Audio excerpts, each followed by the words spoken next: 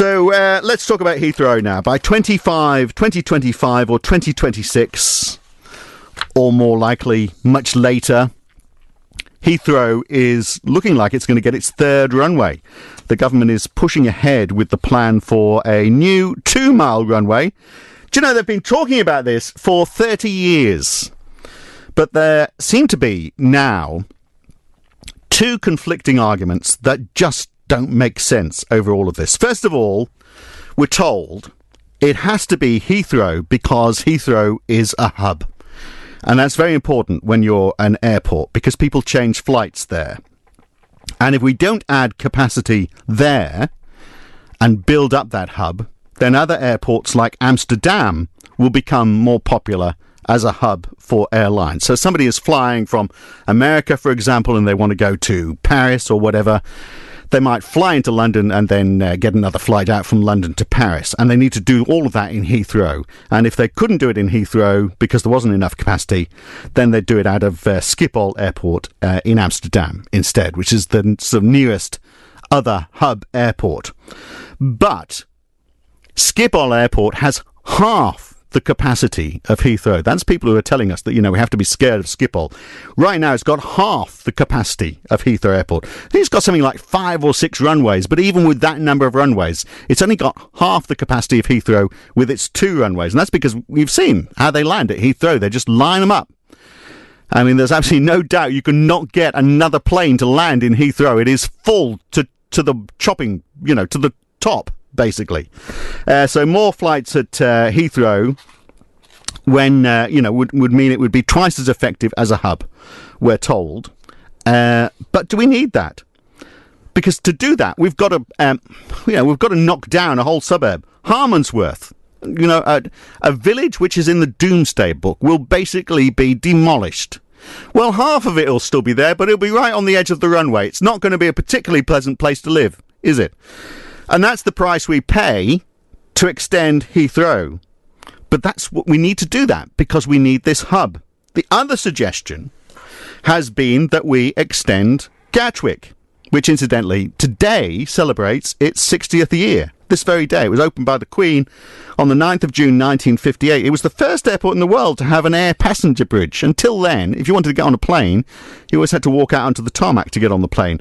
Gatwick was actually the first one where you could actually walk from the terminal right onto the plane.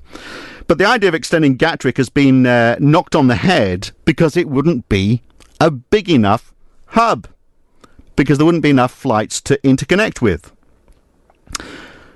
Well, that sort of makes sense. So that becomes a big argument about why you would want to extend Heathrow. It would be not great for British tourism, but it would be great for people who are flying in and then flying out again somewhere. There's also been the suggestion of a fast rail link between Gatwick and Heathrow. But that's been knocked on the head because the argument is there aren't enough transiting passengers in London. It's an end destination. So in other words, it's not a hub at all. So if you're not talking about creating a hub, does it matter which airport is bigger? There's no point in making Heathrow bigger if it isn't really a hub. So which one is it? If it's a hub, then it all needs to be in one place so people can fly in and, we need to extend an airport. To me, the economic argument would be to say, well, let's build that rail link and extend Gatwick, because then we would have 2 competing airports vying for the airlines to land there. And right now, because, Gatwick has a lot of cheaper European flights. Heathrow has a lot more of the long-haul and domestic flights. So you fly into Heathrow, get a train to Gatwick to get your cheaper onward flight. Unless, of course, Heathrow decides that they don't want you to go to Gatwick. They're going to drop their prices, their landing fees, so that you get cheaper flights going from Heathrow. And maybe, because you've got that interconnected link, maybe some airlines start saying, well, our scheduled flights that we used to fly from Heathrow, now we've got this fast rail link to Gatwick, maybe we'll fly from Gatwick instead. But instead, we're not doing that. We're going to make Heathrow bigger. We'll just increase the strength of Heathrow. So it's anti-competitive. Now, Heathrow makes revenue of about £2.4 billion a year. Its pre-tax profit went up 22% last year. It's a very low-margin business, actually, running an airline business, because it's investment-heavy. But of course, it's going to be bigger the more it becomes a monopoly. Not to mention, of course, all the problems with the noise, the pollution, the demolition of a suburb, and the fact also we shouldn't ignore the fact that most of the investors in Heathrow Airport are foreign investors.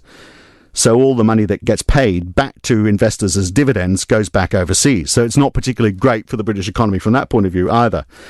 So Harmondsworth, a village in the Doomsday Book, basically wiped off the planet and concreted over and a monopoly entrenched. And the people who made this decision, this is what I find really strange. Have they driven on the M25 around Heathrow any time of the day or night as it is? Because there's nowhere in the world you can get more traffic into Heathrow without absolutely clogging the M25, possibly all the way round. Is this bribery and corruption at play, or is it just inept planning? Heathrow has capacity today for 78 million passengers. This plan will extend it to 130 million. They are talking about almost doubling the size of the airport, and they're telling us, oh, we don't need any more road infrastructure. And yet there's the M25. It's a bloody traffic jam around Heathrow. Do we expect it's going to get better? We have twice as much air traffic coming into Heathrow. So at least if we extended Gatwick and had a rail link, we'd be taking traffic off the roads. But no, if this happens, if this doesn't happen, if we're stuck with this extension to Heathrow, then you can forget about getting anywhere on the M25. All it means is much bigger profits for the Heathrow Airport.